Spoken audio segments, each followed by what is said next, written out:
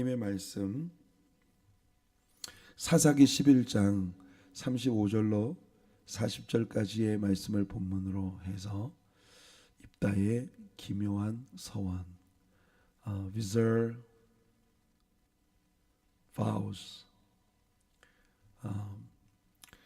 정말 그 Wizard이라고 표현을 하는 것이 너무나 합당해 보일 만큼 그렇게 왜 이런 서원을 했을까 싶은 굉장히 우리를 당혹스럽게 만드는 그런 입다의 서원의 모습과 그리고 그 서원에 대해서 딸이 소고를 치고 춤을 추며 아빠가 승리하고 정말 이스라엘을 그 위기에서 구원하고 멋진 영광 가운데 돌아오는 그런 모습을 보면서 춤을 추고 찬양하며 나오는 기쁨이 넘치는 딸의 모습을 보며 자신의 서원을 생각하는 그 입다의 마음. 도대체 우리가 가지고 있는 성경책 안에 이렇게 당황스러운 일이 기록이 되어 있단 말인가 싶은 그런 일들이 우리 앞에 전개되고 있는데 이걸 어떻게 해석해야 좋을까 하는 것에 대한 당황스러운 그런 그 마음이지만 우리가 해석 가능한 이 부분에 대해 해석 가능한 여러 가지 생각들을 오늘 아침 우리가 함께 나눠 보도록 하겠습니다. 자, 본문을 먼저 읽어볼게요. 사사기 11장 35절부터 40절까지 말씀이에요.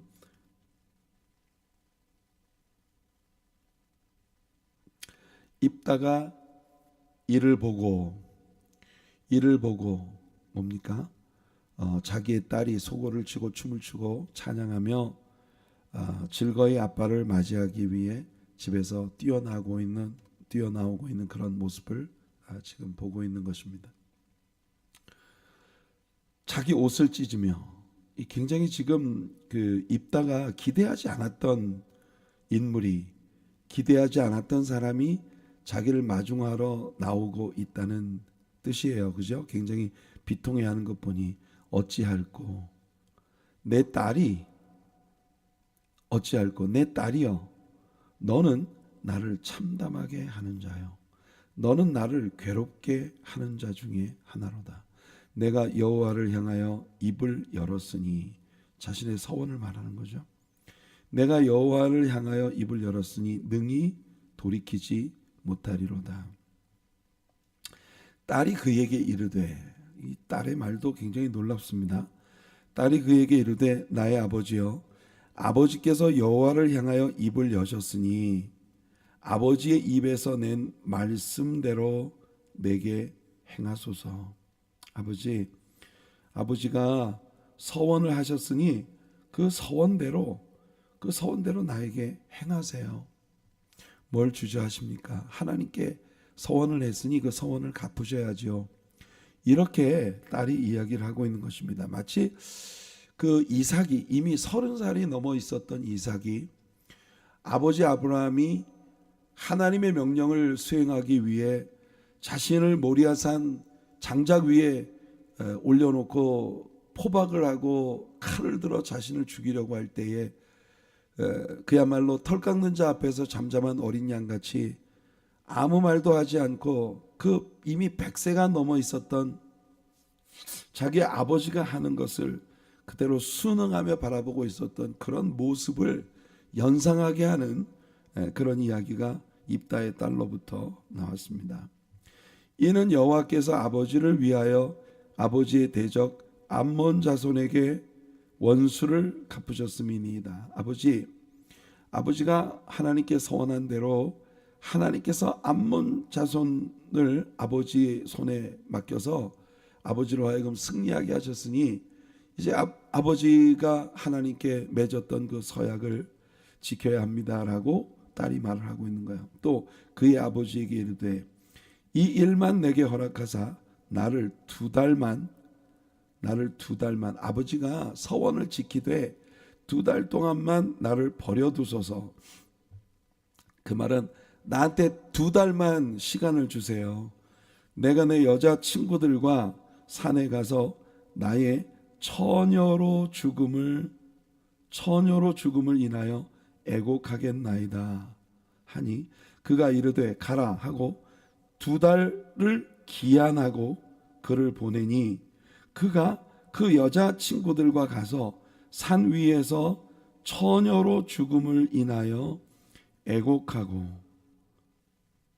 2달 만에 그의 아버지에게로 돌아온지라 그는 자기가 서원한 대로 딸에게 행하니 자기가 서원한 대로 딸에게 행하니 딸이 남자를 알지 못하였더라. 이것이 이스라엘의 관습이 되었다는 건 이 사건이 이스라엘의 하나의 전통을 만들었다 그 말입니다. 하나의 트래디션. 이스라엘에 지금까지 없었던 새로운 전통이 하나 생겼다. 그 전통이 뭐냐? 이스라엘의 딸들이 해마다 가서 길르앗 사람 입다의 딸을 위하여 나흘씩 애곡하더라.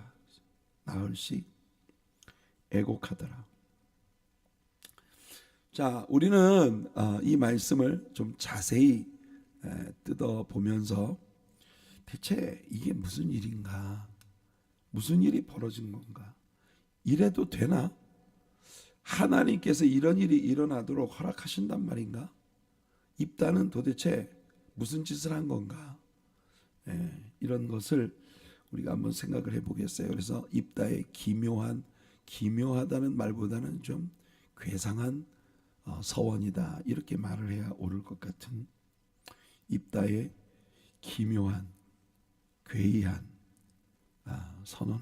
서원을 우리가 한번 오늘 마치도록 하겠습니다. 입다의 서원에 대한 다양한 해석들이 있어요. 입다의 서원에 대해서 다양한 해석들이 있어요.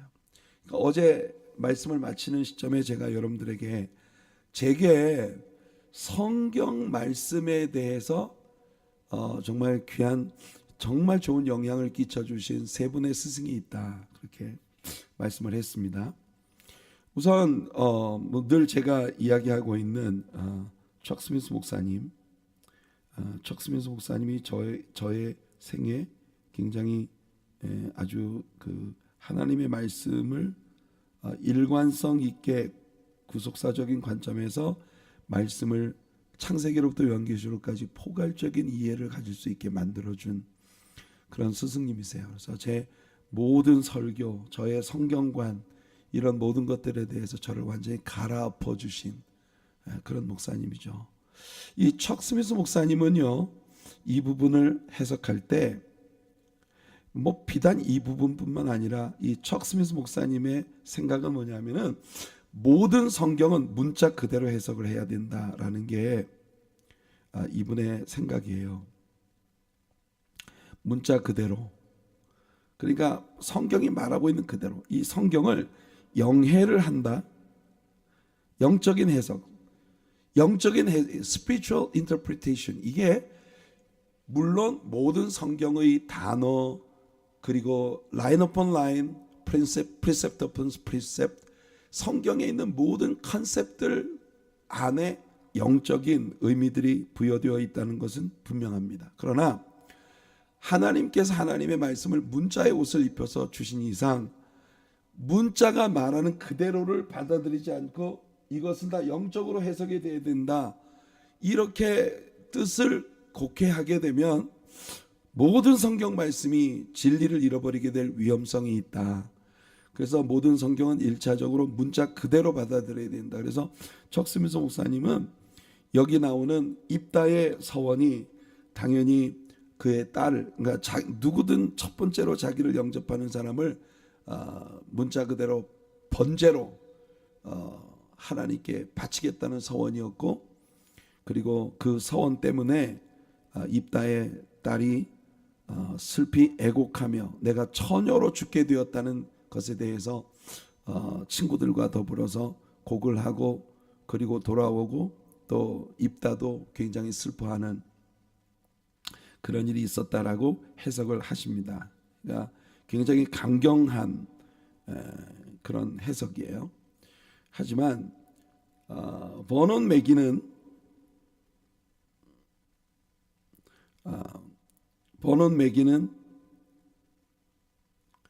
해석이 좀 다릅니다.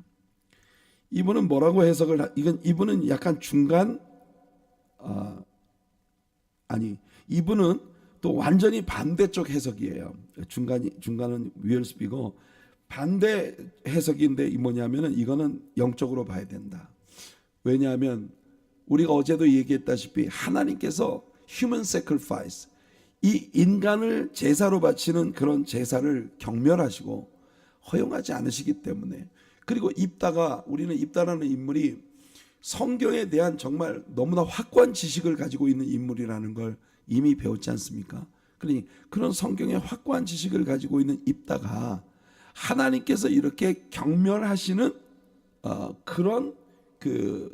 그런 제사를 서원을 했을 리가 없다. 그래서 매기는 이 입다의 서원이 누구든지 처음 자기한테 영접을 하러 나오는 사람을 하나님 앞에 헌신하게 만드는, 그러니까 데디케이트된 커미트먼트. 예를 들면 나시린의 서원처럼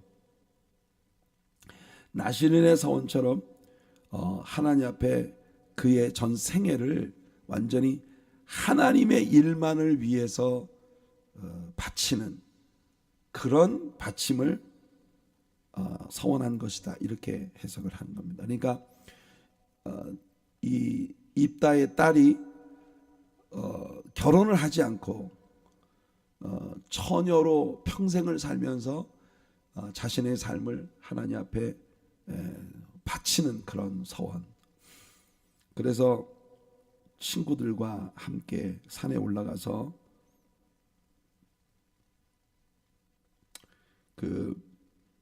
자신이 더 이상 이제 인간적인 그런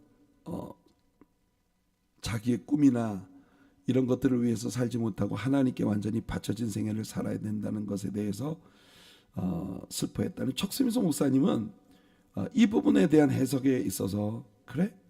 입다라는 인물도 또 그의 딸도 과연 나시린으로서 하나님 앞에 자신의 평생을 바쳐야 되는 것이 슬픈 일이었단 말인가? 이 부분에 대한 또 의문을 제기하시는 거예요. 근데 워런 위얼스비는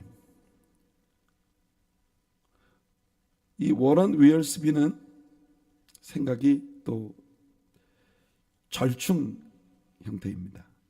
위얼스비는 입다가 하나님께 올려드린 서원은 이중적이다. 이중적인 것이 뭐냐 하면은 만일 짐승이 자기를 마중하러 첫 번째 나오는 존재라면 하나님 앞에 번제를 드리고, 만일 그것이 사람이라면 매기가 이야기하는 것처럼 하나님 앞에 완전히 데디케이트된 바쳐진 그런 생애를 오직 주님의 기름 부으시고 씻기시는 일들만을 위해 바치는 그런 데디케이션을 의미하는 그런 서원이었다, 이렇게 해석을 하는 겁니다. 저는 일반적으로 아까도 말했다시피 척스미스 목사님의 성경 해석에 대해서 굉장히 합리적이고, 그리고 건강한 성경관을 갖고 계시다고 저는 믿기 때문에 척스미스 목사님의 생각을 늘 따르지만 이 부분에 대해서만큼은 저는 청 목사님 생각이 아니기를 바래요. 청 목사님이 이 부분은 하늘나라에 가서 내가 틀렸구나 이렇게 생각하셨길 바래요. 왜 그러냐면 저는 성경이 굉장히 합리적인 그런 그 논리들을 가지고 있는 책이라고 믿고 있기 때문에, 그래서 많은 부분이 저촉이 돼요. 하나님께서 휴먼 세크리파이스를 금하시고 경멸하시고, 과연 그런 일이 있을 수 있나? 지금 이 부분에 있어서는 저는 버논 맥이나 워런 위얼스비의 절충안을 좀 따르는 편입니다. 근데 솔직히 말하면 정확히 이 말씀이 의미하는 게 뭔지, 왜 하나님은 이런 말씀을 우리에게 주셨는지, 이 부분에 대해서는 정말 모르겠어요. 아마 하늘나라에 가서 우리 하나님께 여쭤봐야, 확인을 해봐야 이 사건이 정말 어떤 일이 벌어진 것인지를 정확하게 알 수 있지 않을까. 그래서 오늘 이 입다의 서원에 대한 여러 가지 다양한 해석의 가능성들에 대한 이야기를 포괄적으로 여러분들에게 드리고, 어떤 쪽을 선택하시는 것은 여러분들 자유로 선택을 하시도록 맡겨드리겠습니다. 자, 우선 우리는요, 이 시점에서 이 human sacrifice, 인신 제사에 대한 하나님의 관점을 한번 정확하게 우리가 생각을 해봅시다. 이것을 생각하면서 입다의 서원의 진짜 내용이 무엇일까 하는 굉장히 포괄적인 가능성을 우리가 좀 열어두고 싶은 겁니다. 우선 우리가 인신 제사에 대한 이슈를 생각하다 보면 제일 먼저 자연스럽게 떠오르는 게 누구 이야기겠어요? 아까도 제가 본문을 읽으면서 얘기했습니다마는 이 이삭이라는 인물이 제일 먼저 떠오릅니다. 도대체 하나님께서 아브라함에게 내리신 그 명령이 진짜 하나님의 뜻이었단 말이야. 여러분, 아브라함에게 하나님이 주신 명령이 뭡니까? 내 아들, 내 사랑하는 독자 이삭을 내가 너에게 지시한 모리아 산으로 가서, 한 산으로 가서 거기서 내게 번제로 드려라, 이렇게 말씀을 했어요. 지금 입다의 서원은 어쩌면 하나님이 아브라함에게 요구하셨던 이 이야기를 염두에 두고 했던 서원이 아닐까 싶을 정도로 이 사건은 우리들에게 굉장히 충격입니다. 하나님께서 몰렉에게 제사를 바치는 그런 몰렉에게 제사를 바치는 가나안 사람들의 제사를 경멸하시고 그런 제사를 행하는 자는 죽이라고 하셨어요. 이런 인신 제사, 특히 자식을 불 가운데 던지는 그런 이런 제사를 바치는 자를 경멸하고 그를 반드시 죽이라. 너희 이스라엘에서 완전히 끊어버리라고 하셨거든요. 그런 하나님이 어떻게 아브라함에게 이삭을 하나님께 제사로 바치라고 한단 말이야? 창세기 22장 1절과 2절을 보면요, 그 일을 위해 하나님이 아브라함을 시험하시려고 그를 부르시되 아브라함아 하시니 그가 이르되 내가 여기 있나이다. 여호와께서 이르시되 내 아들 내 사랑하는 독자 이삭을 데리고 모리아 땅으로 가서 내가 내게 일러준 한 산 거기서 그를 번제로 드리라. 다른 해석이 필요가 없는 번제로 거기서 번제로 나에게 네 아들 이삭을 바쳐라. 번제를 바친다는 건요, 통째로 불에 살라서 바치는 제사입니다. burnt offering. 여기에 whole burnt offering 이렇게 말을 해요. 각을 떠서, 사람을 죽여서 각을 떠서 불 위에 올려놓고 완전히 불살라서 죽이라는 겁니다. 근데 이게 진짜 하나님께서 아브라함이 이삭을 번제로 바치게 하는 것이 하나님의 뜻이었느냐 하는 것을 우리가 생각해 보면 당연히 100%, 제가 볼 때는요, 정말 10,000% 아니에요. 하나님은 이삭을 번제로 바치는 제사를 용납하지 않으십니다. 그럼 하나님이 이 말씀하신 건 뭐예요? 여기 말씀 자체가 우리에게 분명히 얘기해주고 있어요. 시험하시려고. 이건 하나님께 대한 아브라함의 마음, 하나님께 대한 아브라함의 사랑과 헌신과 그 믿음을 테스트하기 위한 그런 명령이었어요. 하나님의 의도는 절대 그 자식을 죽이는 게 아니에요. 그렇기 때문에 여러분, 하나님은 이삭을 대신해서 죽을 양을 미리 준비하셨어요. 그리고 아브라함도 하나님이 그런 하나님이시라는 걸 미리 알고 있었기 때문에 이삭이, 아버지 여기 나무도 있고 불도 있고 아버지 손에 보니 칼도 있는데 양은 어디 있어요? 우리가 어떤 동물로 하나님께 번제를 바친다는 거죠? 그렇게 이삭이 묻고 있는 겁니다. 그때 아브라함이 대답했어요. 아들아, 번제에 쓸 어린 양은 하나님께서 자신을 위하여 준비하시리라. 우리가 창세기 이 부분을 성경 여행을 하며 잘 배웠습니다. 그게 뭐냐? 자신을 위하여의 위하여라는 말이 없어요. For himself, 이 for이라는 단어가 없어요. 예, for himself, 여기 for이라는 전치사가 없어요.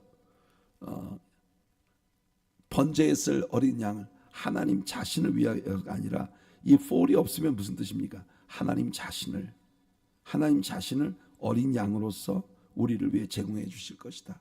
바로 그래서 우리는요, 이 창세기 22장의 이 장면이 바로 그 모리아산에서 십자가에 못 박혀 죽으신 예수 그리스도의 죽음을 우리들에게 암시하고 있는, 그러니까 아브라함의 믿음을 하나님이 테스트하시면서 그것을 통해 갈보리 언덕에 예수님의 십자가의 그림을 우리에게 아주 명확하게 안겨주신 그런 예언적인 그림이었다라고 하는 걸 우리가 배운 바 있습니다. 하나님은요, 아브라함에게 이삭을 정말 번제로 바치도록 허용하지 않으셨어요. 그런 일이 벌어지지 않도록 하나님이 모든 일들을 미리 예비하셨습니다.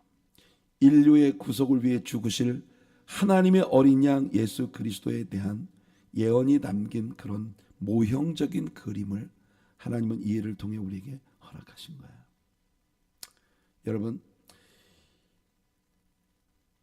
사사시대의 이스라엘은요, 진짜 하나님의 뜻을 거슬리는 못된 짓을 너무 많이 한 시대입니다. 그 시대가 아무리 그렇게 죄를 많이 짓는 그런 시대였다 하더라도 입다가 하나님 앞에 사람을 제사로 바치는 그런 서원을 할 수 있을 만큼 그런 상황은 아니었을 것이다. 이건 어디까지나 우리들의 추측입니다. 입다의 서원이 만약 정말 사람을 번제로 바치는 데 있었다고 한다면 입다가 과연 그 일을 성공할 수 있었을까? 여러분, 사울과 요나단의 케이스를 한번 생각해 보죠. 사울이 이스라엘 군인들에게 명령을 내렸습니다. 그 명령의 내용이 뭐예요? 오늘 해질 때까지 아무도 입에, 이 전쟁이 승리로 끝날 때까지 아무도 입에 음식을 대서는 안 된다는 게 사울의 명령이에요. 근데 사울이 군사들에게 이 명령을 내릴 때 사울의 아들 요나단이 거기 없었어요. 그 요나단이 전쟁터에다가 한참 싸움을 하다가 숲을 지나는데 거기 토종꿀이 있는 거예요. 야생꿀. 이 벌들이 그냥 꿀을 만들어 놓은 그 천연 꿀이 있는 거예요. 그래서 요나단이 지팡이를 내밀어서 고기 꿀을 찍어서 입에다가 한 입 넣었어요. 그러니까 야, 이 꿀을 한 모금 먹었는데 눈이 다 밝아진다. 그런데 그때 옆에 있던 다른 군인이 요나단을 보고 큰일 났습니다. 당신의 아버지가 이스라엘의 모든 군인들에게 전쟁이 승리로 끝날 때까지 아무도 먹을 것을 입에 대서는 안 된다고 명령을 내렸습니다. 그래서 요나단이 하는 말이, 야, 아버지가 왜 군인들을 이렇게 괴롭혔나? 이 꿀 한 방울만 찍어서 입에 댔는데도 눈이 다 밝아지는데 맛있는 음식을 먹고 전쟁을 하도록 했다면 우리 군인들이 얼마나 더 힘을 낼 수 있었을까? 요나단은 굉장히 실용주의적이고 그리고 자신을 따르는 군인들에 대한 배려와 사랑이 아주 명확한 그런 인물이었다는 걸 우리에게 보여줍니다. 그러나 사울은 정말 강압적인 명령으로 자기 수하에 있는 군인들을 끌어가는 그런 스타일의 리더십이라는 걸 우리에게 보여주죠. 자, 사울이 요나단이 꿀을 먹었다는 사실을 알고 사울이 요나단을 죽이려고 합니다. 우리가 이 시점에 이 부분을 공부할 때, 우리 성경 여행에서 이 부분을 공부할 때 이 사울 속에도 숨겨진 저희가 있었다라고 하는 걸 우리가 배웠어요. 왜냐하면 사울은 있잖아요. 자기의 눈앞에서 누군가 제3자가 자기보다 더 이 백성들의 인기를 얻고 그리고 백성들의 마음을 얻는 것을 절대 용인할 수 없는 사람이에요. 그래서 사울의 마음속에는 어쩌면 자기 아들이라 하더라도 요나단을 처치하고 싶은 마음이 있었을지 모릅니다. 그래서 이걸 기화로 해서 요나단을 처치하고 싶은 그런 마음이 있었을 수도 있어요. 그런데 누가 만류합니까? 이스라엘의 모든 군인들이 그리고 사울의 신하들이 전부 매달려서 왕이여 고정하십시오. 이 요나단이 누굽니까? 온 이스라엘 군대가 이 요나단으로 인해서 용기를 얻고 하나님께서 이 요나단을 인해서 이스라엘을 축복하신다는 걸 우리가 아는데 이 하찮은 일로 당신의 아들을 죽이는 것은 불가합니다. 그래서 여러분 극구 만류해서 사울이 요나단을 결국 죽이지 않았어요.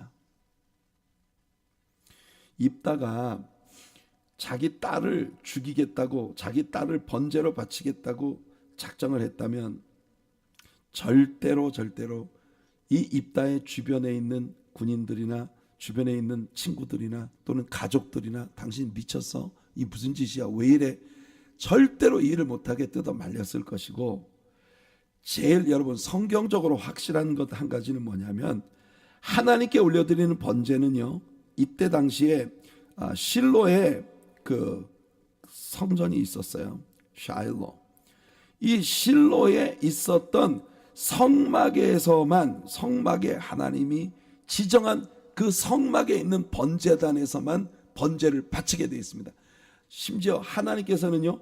그 성막의 제단 이외에 다른 곳에서 제사를 드리는 자는 반드시 끊어버려라. 이스라엘에서 죽여버려라. 이 입다가 성경 말씀을 너무나 잘 알고 있는 사람이기 때문에 자기 딸을 번제로 바친다고 한다면 자기 딸을 짐승처럼 데리고 와서 그 실로에 있는 성막의 제사장에게 데리고 와서 그 제사장에 의해서 그 번제단에서 자기 딸을 죽여서 제사를 바쳐야만 되는 것이 이때 당시에 하나님의 명령이고 규례예요. 레위기 17장 1절로 9절에 바로 이 서원에 대한 제사, 서원에 대한 규례를 우리에게 들려준 그 레위기 27장의 말씀에 앞서서 여호와께서 모세에게 말씀하여 이르시되, 레위기는 여러분 레위 지파의 사람들의 사역 매뉴얼이라고 했잖아요, 그죠? 레위 지파의 제사장들이 제사를 어떻게 드리는가 하는 것에 대한 규례입니다. 여호와께서 모세에게 말씀하여 이르시되, 아론과 그의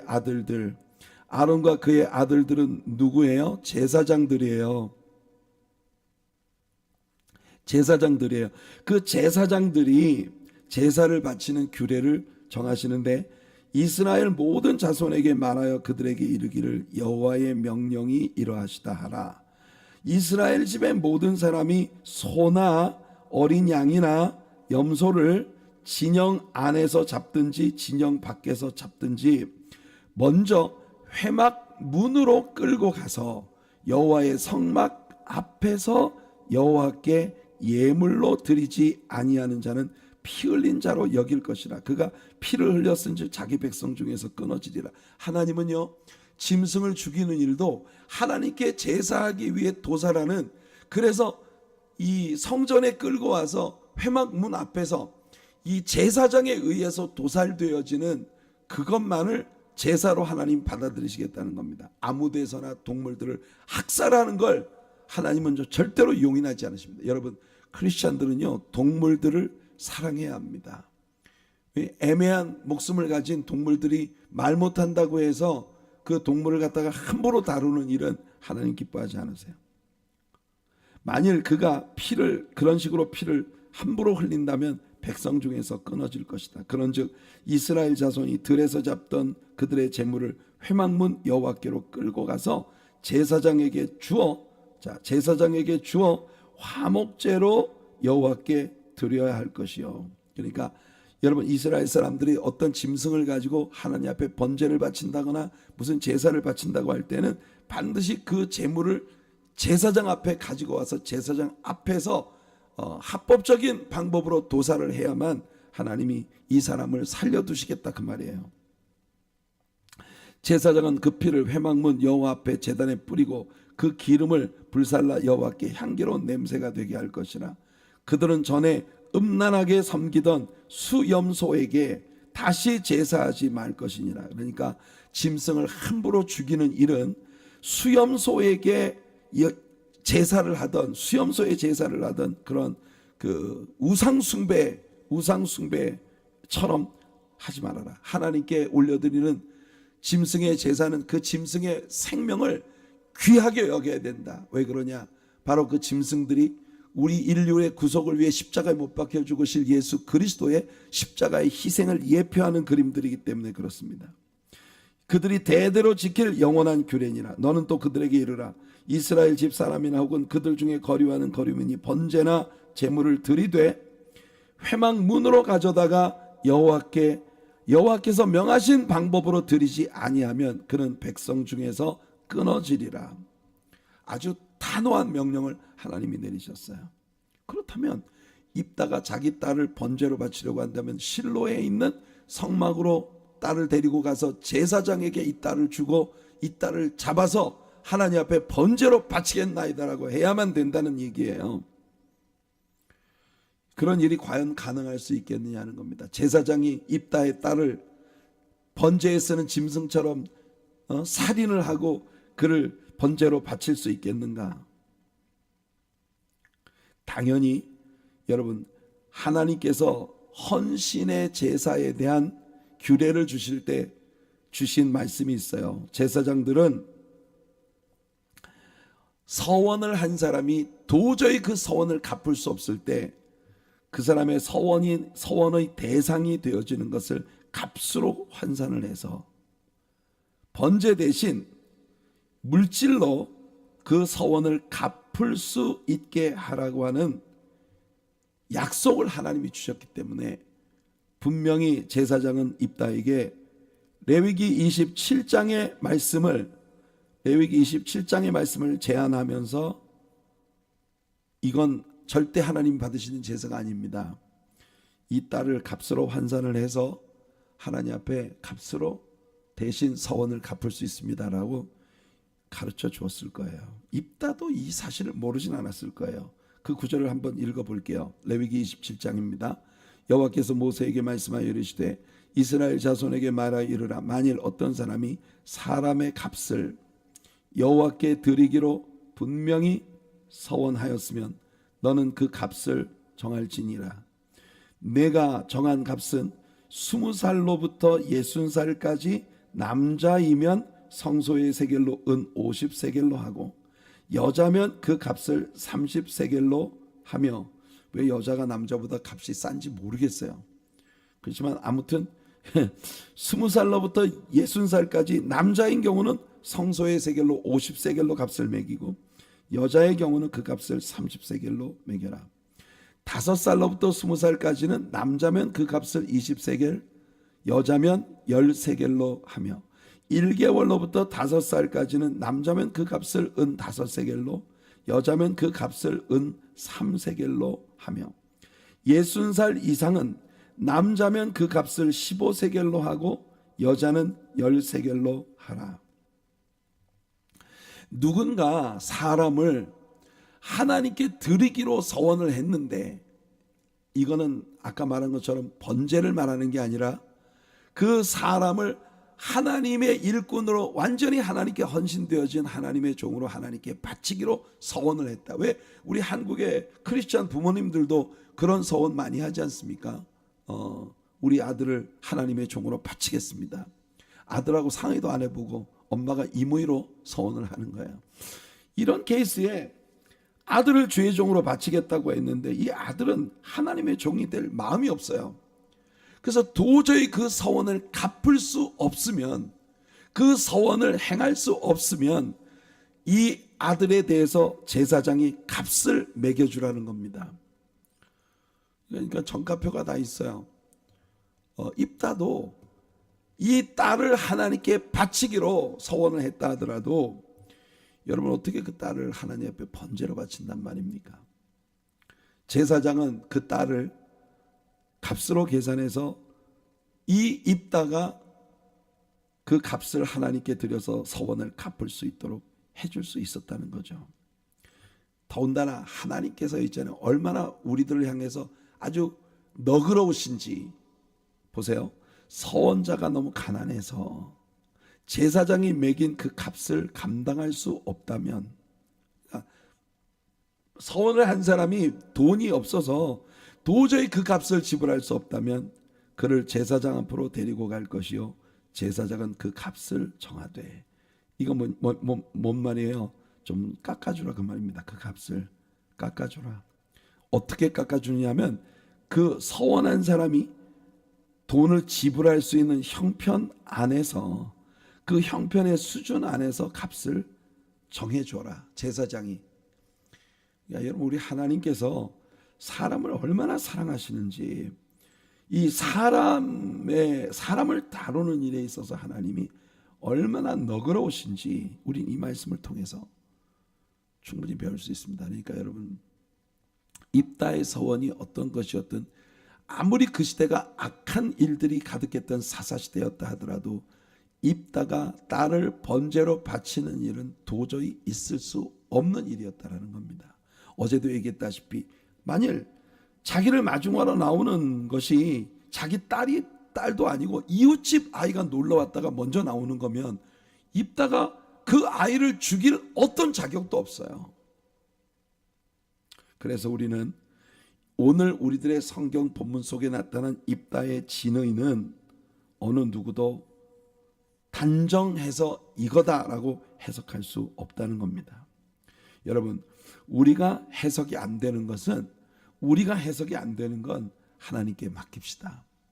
하나님께서 이 말씀을 우리들에게 주신 데에는 분명히 선한 이유가 있을 거예요. 그러나 우리 하나님이 휴먼 세크리파이스를 허용하지 않으시는 분이라고 하는 사실을 염두에 두고 우리도 플렉시블하게 이 부분에 대한 단정을 그냥 하나님께 유보하는 것이 지혜로운 방법이다라고 생각을 하는 거예요. 그러나 마지막으로 한 가지 여러분들에게 꼭 다뤄드리고 싶은 것이 있어요. 그게 뭐냐? 과연 2달이라고 하는 유예 기간을 가지고 입다의 딸이 여자 친구들과 함께 산에 올라가 애곡을 했다고 말을 했는데, 과연 그 애곡의 의미가 무엇인가 하는 것입니다.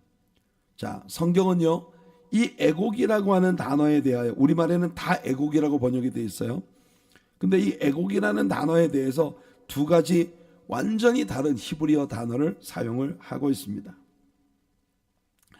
여기 보세요. 그의 아버지에게 이르되 이 일만 내게 허락하사 나를 2달만 버려두소서. 2달만 유예 기간을 주세요. 내가 여자친구들과 산에 가서 나의 처녀로 죽음을, 그러니까 내가 시집가지 않고 이것이 이제 번제로 바쳐지는 것이든 남은 평생을 결혼하지 않고 하나님의 종으로 하나님께 바쳐진 삶을 사는 것이든 어떻든 내가 처녀로 죽음을 인하여 애곡하겠나이다라고 말을 했어요. 그리고 38절에 그가 이르되 가라. 입다가 허용하자 2달을 기한하고 그를 보내니 그가 그 여자친구들과 가서 산 위에서 처녀로 죽음을 인하여, 그러니까 입다의 딸이 처녀로 죽는 것을 인해서 애곡한다는데, 그 죽음이 지금 당장 오는 죽음이라고는 누구도 단정할 수가 없다는 거예요. 어떻든 여기 애곡이라는 말이 나옵니다. 이 2개의 애곡이라고 하는 단어는 전부 같은 단어예요. 같은 단어 바카입니다. 바카라고 하는 이 단어의 의미는, 이 단어는요, 문자 그대로 통곡한다, 애통한다, 한탄한다, 이런 의미를 가지고 있는 단어입니다. 그러니까 진짜 슬피 울고 곡을 하는 거예요. 애곡하는 그 단어의 바카. 그런데 뒤에 보세요. 2달 만에 그의 아버지에게로 돌아온지라 자기가 서원한 대로 딸에게 행하니 딸이 남자를 알지 못하였더라. 이것이 이스라엘의 관습이 되어 이 일로 말미암아 이스라엘의 하나의 새로운 트래디션이 생겼어요. 트래디션이 하나 생겼어요. 그 트래디션이 뭐냐 하면은 이스라엘의 딸들이 해마다 가서 길르앗 사람 입다의 딸을 위하여 나흘씩 애곡하더라. 이스라엘의 딸들이 이 입다의 딸을 위해서 나흘씩 애곡을 하는 트래디션이 생겼다. 여기 말하는 이 애곡은 아까 입다의 딸이 친구들과 애곡했다는 그 애곡은 바카예요. 정말 슬피 통곡하고 애통하는 거예요. 그런데 이 입다의 딸을 위해서 이스라엘의 모든 여자들이 나아가 애곡을 하는 관습이 생겼다고 할 때 이 애곡은요, 타나입니다. 타나라고 하는 이 단어가 가진 의미는요, 놀랍게도 celebration이에요. celebrate, 축하한다, 경축한다. 그리고 되풀이해서 말한다. 여러분들 좋은 일은 계속 반복해서 말을 하잖아요, 그죠? 해마다 반복되는 경축일이에요, 경축일. 이건 굉장히 기쁜 명절이 하나 생긴 겁니다. 굉장히 기쁜 명절이 하나 생긴 거예요. 이게 트래디션이 됐어요. 트래디션이 됐어요. 이스라엘에 두고두고 해마다. 자, 여러분들 어떻게 생각하십니까? 입다가 자기 딸을 번제로 바쳤다면, 입다가 자기 딸을 번제로 바친 이 날이 경축일, 축하하고 되풀이해서 해마다 하나님 앞에 셀러브레이트를 할 수 있는 그런 일인가? 여기 애곡한다고 우리말로는 번역이 되어 있는데, 타나, 이 단어의 의미는 굉장히 기쁜 일을 기념하는 거예요. 우리는 이 장면에서 입다가 자기 딸을 하나님께 번제로 바친 것이 아니라고 하는 걸, 입다의 남은 생애가 완전히 하나님의 것으로 결혼하지 않은 채 남아있는 모든 생애를 하나님께 맡겼다, 이런 것으로 해석하는 것이 더 합리적이다 라고 하는 생각을 갖게 하는 것입니다. 그러나 여러분, 제가 분명히 여러분들에게 말씀드립니다. I'm not sure. 아무도 이 일에 대해서 단정 지을 수 없어요. 그러나 하나님께서 이 어카운트를 우리에게 주신 이유는 분명히 뭔가 하나님의 의도가 있었을 거라고 생각을 합니다. 우리는 여기서 여러 가지 교훈을 받아야 돼요. 전도서 5장에서 솔로몬이 말했던 것처럼 함부로 서원하지 말아라. 이거 분명합니다. 서원을 했으면 반드시 갚도록 노력해라. 그런데 입다의 서원이 진짜 자기 딸을 이 누군가를 번제로 바치는 것이 그의 서원이었던가? 여러분, 원래 우리가 이 레위기에 나오는 세 가지 종류의 제사에 대해서 얘기했잖아요. 그 세 가지 종류의 제사가 뭐가 있었습니까? 여러분, 레위기에 나오는 세 가지 종류의 제사가 있었는데, 그 세 가지 종류의 제사가 뭐였느냐 하면은 여러분, 첫 번째가요, sin offering입니다. sin offering. 이것은 죄 문제를 해결하기 위한 제사예요. 죄 문제를 해결하기 위한 제사. 그 다음에 두 번째, sin offering이 드려졌으면 그 다음에 드려지는 것이 바로 번제예요. burnt offering입니다. 이건 뭐냐면 헌신의 개념을 가지고 있는 제사예요. 우리가 죄 용서를 받았다면 그 다음에 우리의 모든 삶을 하나님께 헌신할 수 있다는 거예요. 그 다음에 세 번째 제사가 바로 peace offering이죠. 우리가 죄 문제를 해결받았고 하나님께 우리 자신을 완전히 올려드리는 커미트먼트가 있다면 그 다음에 우리는 우리의 삶을 정말 하나님과의 평화 가운데 살아갈 수가 있다. burnt offering은요, 그 자체가 헌신을 의미하는 개념이에요. 그렇기 때문에 입다가 하나님께 드렸던 서원을 갚은 딸을 하나님께 바친 것은 번제가 아니라 딸의 삶을 하나님 앞에 완전히 헌신되게 한 것이라고 해석할 수 있는 해석이 훨씬 더 제가 볼 때는 타당성이 있다고 생각을 해요.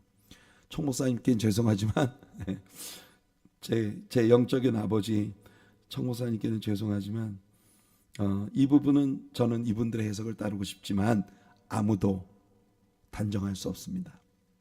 누구도 단정할 수 없어요. 우리 하늘나라에 가서 확인해 보기로 하고 오늘의 적용 말씀입니다. 진리의 말씀이 내 입에서 조금도 떠나지 말게 하소서. 내가 주의 규례를 바랐음이니이다. 여러분, 시편 119편은 성경에서 가장 긴 그런 다니엘 챕터로서는 가장 긴 시입니다. 여기에서 주제가 바로 말씀이었어요. 진리의 말씀이 내 입에서 조금도 떠나지 말게 하소서. 내가 주의 규례를 바랐음이니이다. 우리가 신자로서 살아가는 모든 삶에 하나님의 말씀을 알고 말씀에 순복하는 삶을 살아간다는 게 얼마나 소중한 일인지를 우리는 이런 모든 일련의 사건들을 통해서 배울 수 있는 것입니다.